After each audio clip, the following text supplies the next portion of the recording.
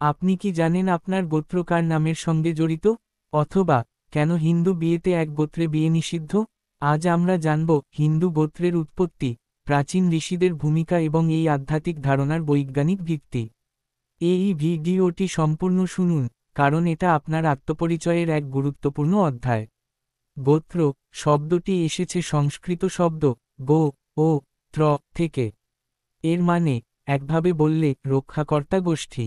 তবে ধর্মীয় অর্থে গোত্র মানে একই ঋষির বংশধর, অর্থাৎ যারা এক পূর্বপুরুষ, মানে একজন প্রাচীন ঋষির কাছ থেকে উদ্ভূত, তাদের গোত্র এক।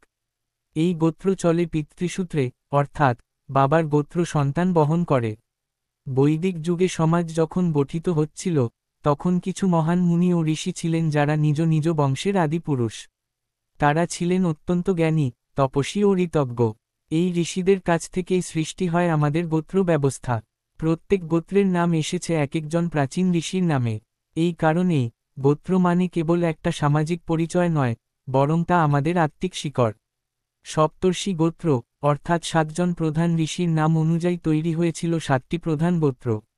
আসুন তাদের সংক্ষিপ্ত পরিচয় জানি। কাশ্যপ ঋষি, সমস্ত জীবের আদি গুরু। দেবতা, অসুর, মনুষ্য, সবাই তার বংশধর।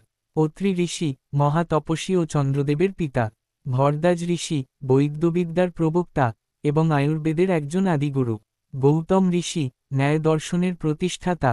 ঋষি গৌতমের শিষ্য ছিলেন বহু মহান চিন্তাবিদ। বশিষ্ঠ ঋষি, রাজা দশরথের পুরোহিত এবং রামচন্দ্রের গুরু। বিশ্বামিত্র ঋষি, এক সময় রাজা, পরে তপস্যা করে ঋষি হন।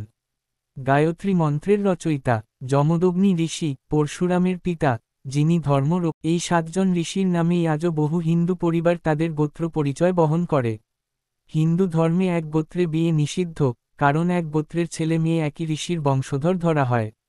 তাদের বিবাহ করলে তা এক প্রকার আত্মীয়ের সঙ্গে বিবাহের সমান, যা ধর্মীয়ভাবে ও জেনেটিকভাবে ক্ষতিকর। মনুসংহিতা বলে গোত্রসাম্য না করণীয়, অর্থাৎ আত্মিক ও শারীরিক সুস্থতার জন্য এক গোত্রে বিয়ে বর্জনীয়। আপনি অবাক হবেন জেনে, আধুনিক বিজ্ঞানেও গোত্র ধারণার মিল পাওয়া যায়।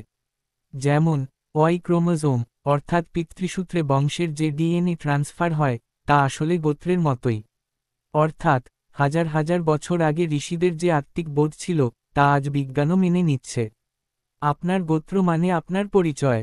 আপনি জানেন আপনি কোন ঋষির বংশধর?